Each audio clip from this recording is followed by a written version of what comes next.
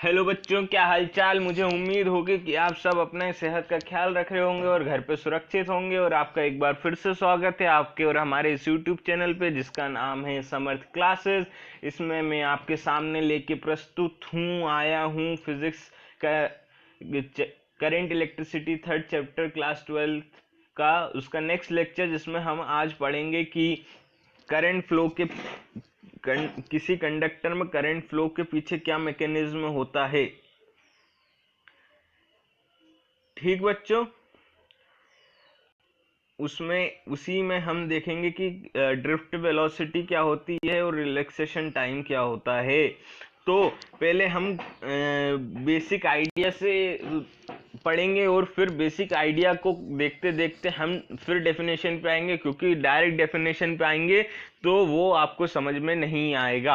आपको मेरी बात समझ में आ गई होगी। और मैं आपको एक बात याद दिला देना चाहता हूँ कि मेरे चैनल को सब्सक्राइब जरूर करें, क्योंकि वो एकदम फ्री है, और उसका साइड में बेल आइकन भी दबाएं क्योंकि वो भी एकदम फ्री है। और अगर आपको ये वीडियो पसंद आए तो हमारे चैनल को हमारे वीडियो को लाइक जरूर करें और उसको शेयर करना ना भूलें।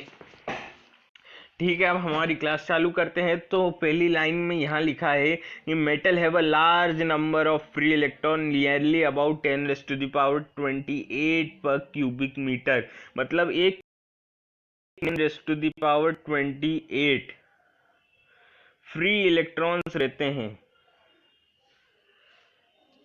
एक मेटल में किसी क्यूबिक एरिया में 10⁻28 फ्री इलेक्ट्रॉन्स रहते हैं। ठीक, अब देखते हैं कि in absence of any electric field क्या होता है कि जब इलेक्ट्रिक फील्ड की प्रेजेंस नहीं है तब क्या होगा। This electrons are in a state of continuous random motion due to thermal energy. Metal में थर्मल एनर्जी और एटम में थर्मल एनर्जी के कारण इलेक्ट्रॉन्स जो होते हैं वो कंटिन्यूस रैंडम मोशन में होते हैं, कहीं भी मूव करते हैं। ठीक, जो फ्री इलेक्ट्रॉन्स होते हैं उनके पास थर्मल एनर्जी होती है, एनर्जी ज़्यादा होती है तो अनस्टेबल हो जाते हैं। इस वजह से कहीं भी, जैसे ये कहीं भी जैसे मूव हो रहा है, ये डायरेक्शन कोई फिक्स नहीं है, ऐसे मूव होते हैं। At room temperature move with the velocity of order 10⁻5 metre per second. मतलब कुछ भी एक्स वाई जेड इंटू 10⁻, मतलब ए बी सी डी कुछ भी वेलोसिटी आगे हो सकती है, कोई भी नंबर हो सकता है, इंटू 10⁻5 मीटर पर सेकेंड की वेलोसिटी से वो मूव करते हैं। और हर डायरेक्शन में are distributed randomly in all direction. मतलब जैसे ये मेटल है तो उसमें किसी भी डायरेक्शन में मूव करेंगे, उनका कोई फिक्स डायरेक्शन नहीं होता है। ये कहीं भी मूव कर रहे हैं, आप देख रहे होंगे कहीं भी मूव करते हैं। ठीक, they are no preferred direction of motion. कोई प्रिफर्ड डायरेक्शन, कोई एक पर्टिकुलर डायरेक्शन फिक्स नहीं होती। On the average the number of electrons travelling in any direction will be equal to number of electrons travelling in opposite direction. मतलब जैसे ये एक metal है, उसमें इस डायरेक्शन में जितने, जैसे 3 इलेक्ट्रॉन मूव कर रहे हैं तो इसके अपोजिट डायरेक्शन में भी 3 करेंगे।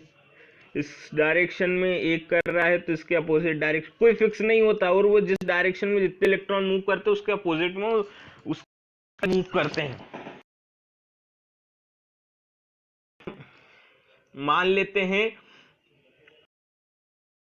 जो वेलोसिटीज हैं वो हो जाए u1 u2 u3 से लेकर un तक रेंडम वेलोसिटी है n फ्री इलेक्ट्रॉन्स की। n फ्री इलेक्ट्रॉन से किसी मेटल के अंदर, कंडक्टर के अंदर, तो उसमें हम मान लेते हैं u1 से लेकर un तक वेलोसिटी से रेंडम वेलोसिटी इलेक्ट्रॉन्स की। तो जब हम उनकी एवरेज वेलोसिटी निकालते हैं तो आप यहाँ देख पा रहे होंगे कि एवरेज कैसे निकालते हैं। टोटल करके जितने नंबर हैं उससे डिवाइड कर देंगे तो ये आ जाएगा, और वो हमेशा u इजिकल्स टू जो एवरेज वेलोसिटी इक्वल्स टू 0 आएगी। जब इलेक्ट्रिक फील्ड के एब्सेंस है, यह बात आपको याद रखनी है, जब इलेक्ट्रिक फील्ड के एब्सेंस है जब u इजिकल्स टू 0 आएगा। ठीक, ये क्या अप्लाई करता है कि जो चार्ज होता है वो किसी एक डायरेक्शन में फ्लो नहीं करता है। जब इलेक्ट्रिक फील्ड का एब्सेंस होता है, मतलब इलेक्ट्रिक फील्ड के एब्सेंस में जो चार्ज है वो किसी एक पर्टिकुलर डायरेक्शन में, जैसे इस डायरेक्शन में हम बात करें कि सिर्फ इसी डायरेक्शन मूव करेगा, तो ये बात गलत है। ठीक बच्चों, अब presence of external electric field की अब हम बात करेंगे कि वो एक्सटर्नल जो मटेरियल है, मेटल है, कंडक्टर है, वो एक्सटर्नल इलेक्ट्रिक फील्ड की उस प्रेजेंस में है तो क्या होगा। In presence of external electric field, तो due to the presence of electric field E, जो इलेक्ट्रिक फील्ड है वो क्या कौन सी प्रेजेंट है, E, vector E, each electron experience a force, तो उसकी वजह से एक फोर्स एक्सपीरियंस करेगा, वो फोर्स होगा माइनस ई स्मॉल ई कैपिटल ई। ठीक बच्चों, in the opposite direction of electric field, और वो इलेक्ट्रिक फील्ड के अपोजिट डायरेक्शन में फोर्स होगा, और वो फोर्स क्या है, माइनस ई फॉर इलेक्ट्रॉन का चार्ज और electric field, and it undergoes an acceleration, उसकी वजह से एक एक्सेलरेशन होगा ए, और वो एक्सेलरेशन होता है फोर्स बाय मास के इक्वल। तो फोर्स कितनी लग रही थी, माइनस ई, और मास है एम, तो जो एक्सेलरेशन है ए,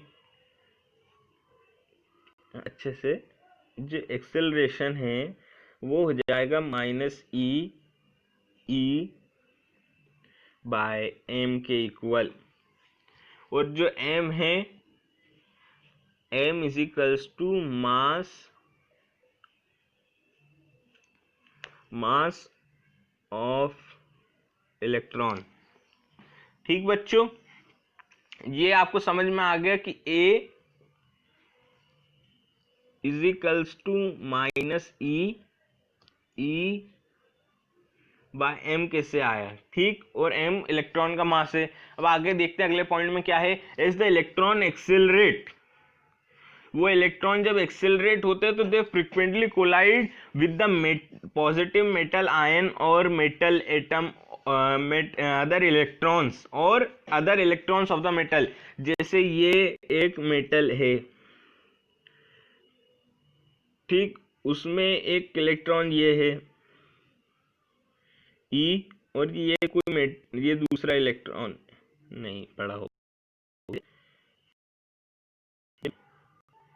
तो ये एक्सेलरेशन होने के कारण दोनों कोलाइड करते हैं। कई बार ये मेटल के अंदर जो पॉजिटिव आयंस है उनके साथ भी कोलाइड करते हैं, but two successive collision between two successive collision, मतलब दो एक के बाद एक कोलिजन, सक्सेसिव मतलब एक के बाद एक होता है, और दो सक्सेसिव कोलिजन मतलब जैसे एक कोलिजन हुआ और उसके बाद दूसरा कोलिजन हुआ, उन दो कोलिजन को हम सक्सेसिव कोलिजन कहेंगे। और an electron gains a velocity component, तो वो उन दोनों के बीच में एक वेलोसिटी कंपोनेंट, एक वेलोसिटी अपने अंदर जोड़ लेता है इलेक्ट्रिक फील्ड के अपोजिट डायरेक्शन में। ठीक बच्चों, but the gain in the velocity last for a short time, पर जो उन्हें वेलोसिटी गेन की थी, आप जो दो सक्सेसिव कोलिजन के बीच में जो एक वेलोसिटी गेन हुई थी, कोलिजन हुआ उसके बाद एक वेलोसिटी गेन हुई, मतलब स्पीड बढ़ी, पर उसका दोबारा कोलिजन हो गया, इस वजह से उसने वेलोसिटी खो दी जो उसने वेलोसिटी पहले गेन की थी कोलिजन के बाद। इसलिए वो जो वेलोसिटी वो गेन करता है वो एक शॉर्ट पीरियड ऑफ टाइम के लिए रहती है। अब आगे क्या होगा फिर कि at each collision the electron starts a fresh with a random thermal velocity, और हर कोलिजन के बाद एक नई थर्मल वेलोसिटी के स्टार्ट करता है, वो भी रैंडम थर्मल वेलोसिटी, कोई रैंडम वेलोसिटी होती है उसके साथ हर इलेक्ट्रॉन स्टार्ट करता है हर एक कोलिजन के बाद। If electron having a random thermal velocity u1 accelerate for time τ1, मतलब कोई एक इलेक्ट्रॉन है वो थर्मल वेलोसिटी जो वो इंक्रीज कर रहा है वो u1 वो है उसके पास, वो है u1, और वो एक्सेलरेट कर रहा है टाइम τ1 में, कोलिजन से पहले, वो कोलिजन जो आने वाला है उससे पहले।